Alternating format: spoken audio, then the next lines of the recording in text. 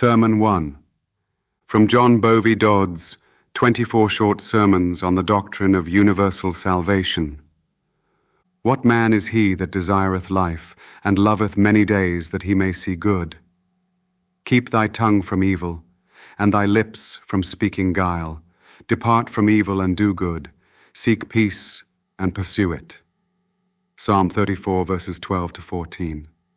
Self-preservation and the desire of protracting the momentary span of life is the first principle of our nature, or is at least so intimately interwoven with our constitution as to appear inherent. So powerful is this desire that in defiance of pain and misery, it seldom quits us to the last moments of our existence. To endeavor to lengthen out our lives is not only desirable, but is a duty enjoined upon us in the Scriptures, and is most beautifully and forcibly expressed in our text. We might here introduce many observations of a philosophical character on air and climate, meat and drink, motion and rest, sleeping and watching, and etc., and show how sensibly they contribute to health. And we might furnish many examples of long life, but we pass these and proceed to notice the affections of the mind upon which our text is grounded. The due regulation of the passions contributes more to health and longevity than climate, or even the observance of any course of diet. Our Creator has so constituted our natures that duty, health, happiness, and longevity are inseparably blended in the same cup. To suppress and finally subdue all the passions of malice, anger, envy, jealousy, hatred, and revenge, and to exercise till they become familiar all the noble passions of tenderness, compassion, love, hope, and joy, is a duty that heaven solemnly enjoins upon us, and in the performance of which our years will be multiplied. But we must guard not only our moral natures from the ravages of the corroding and revengeful passions, but also our physical natures by observing the strictest rules of temperance in eating, drinking, cleanliness, and exercise. The Book of God commands us to be temperate in all things. The observance of this duty gives us a firm constitution, robust health, and prepares us to participate in all the innocent and rational enjoyments of life. Here we may witness the goodness of the divine being in uniting our duty, happiness, and interest in one, and so firmly are they wedded together, and so absolutely does each depend upon the other that they cannot exist alone. They are alike laid in ruins the moment they are separated. If we trace this idea still further, we witness the same wise arrangement and the same incomprehensible skill and goodness of the author of our being in the constitution of our mental natures. In these also he has wholly united our duty, happiness, and longevity in one. Jesus says, "Love your enemies, bless them that curse you, do good to them that hate you, and pray for them that despitefully use you and persecute you, that ye may be the children of your Father in heaven." Paul says, "Let all bitterness and wrath and anger and clamour and evil speaking be put away from you, with all malice, and be ye kind one to another, tender-hearted, forgiving one another, even as God for Christ's sake hath forgiven you." Here then is our duty plainly pointed out. If we will exercise this spirit of benignity to our enemies, subdue all our revengeful passions, and indulge a spirit of love and friendship, of meekness and cheerfulness towards our friends and neighbors, we shall not only be happy as our natures can bear, not only revel in all the rational enjoyments this life can impart, but we shall, in the common course of providence, live to old age. All those, with very few exceptions, who have lived to 80, 90, and 100 years, have been remarked for their equanimity. They were mild-spirited, kind, cheerful, and of such a temperament that neither misfortune nor any outward circumstances that agitated the world could disturb their heaven-born repose. Thus we see that the path of duty, enjoined in the sacred Scriptures, is not only the path of peace and joy, but conducts to a good old age. The goodness of the divine being is most strikingly exemplified in uniting health and temperance, happiness and longevity, and our duty to our fellow creatures, all in one.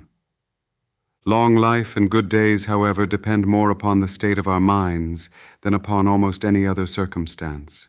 He who lives in fear and trouble arising from any cause whatever, whether from contemplation of endless misery in the future world, or from the apprehension that his earthly prospects will be blasted and his fortune laid in ruins, or if he is continually involved in quarrels, broils, and tumults with his neighbors, has but little prospect of living to old age, and certainly no hope of seeing good days. He is in a constant hell. Here then we see the beauty and propriety of our text. What man is he that desireth life, and loveth many days that he may see good? Keep thy tongue from evil, and thy lips from speaking guile. Depart from evil, and do good. Seek peace, and pursue it. The first condition for a long life is, keep thy tongue from evil, and thy lips from speaking guile. But the question arises, in what sense can the violation of that condition have any effect upon the length of life? The answer is at hand. The slanderer is ever a busybody in other men's matters. He is secretly endeavoring to injure his neighbors. He circulates falsehoods about them from house to house. One and another hears the reports put into circulation. They call upon the author for an explanation of his conduct. Involved in trouble arising from fear, guilt, and mortification, he tells 1,000 falsehoods to clear up one. All this preys upon his inmost vitals, while perhaps with another whom he has slandered, he is involved in a quarrel, and it terminates in a settled hatred. And a third case becomes an incurable distemper of rancor and revenge. Here is a man who by slander has rendered his existence wretched. He is like the troubled ocean whose waters find no rest. There is but little hope of his reaching the common age of man. Instead of seeing good days, he is walking in the regions of night and woe. Says the wise man, where there is no fuel, the fire goeth out, so where there is no tattler, strife ceaseth. Yes, where there is envying and strife, there is confusion and every evil work. Violent anger excites powerfully the caloric in the human system, boils the blood, and in this state throws it suddenly upon the brain. The powerful shock propels it instantly to the exterior surface, and torrent-like contracts it back again in redoubled fury upon the brain, and leaves the countenance pale and ghastly.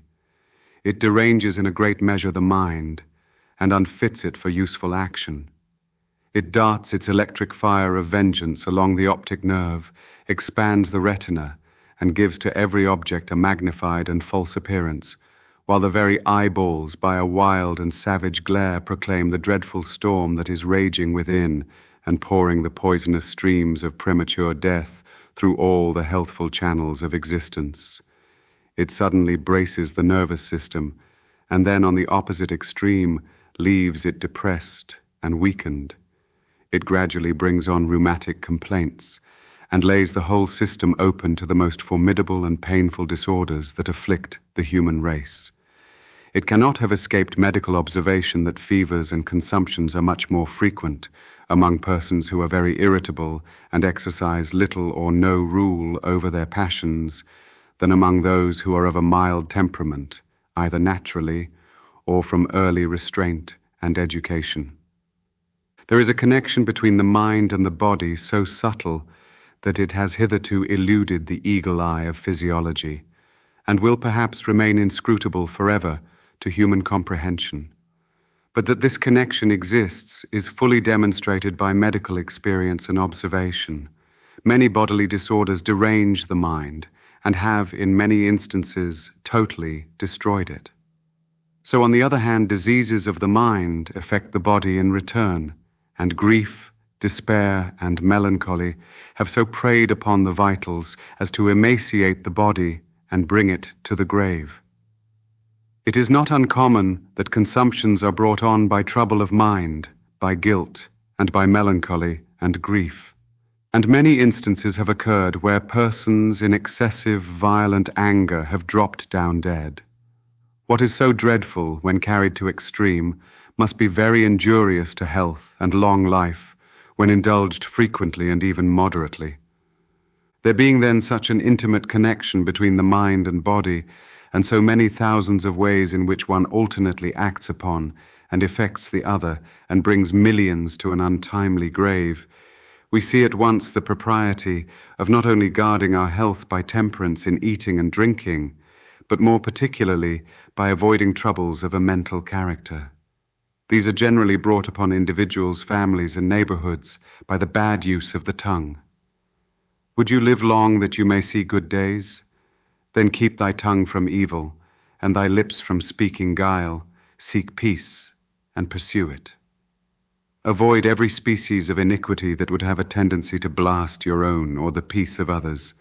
Avoid it as you would the poisonous exhalations of the Bohon Upas, and fly it as you would the dreadful Samiel of the Arabian desert.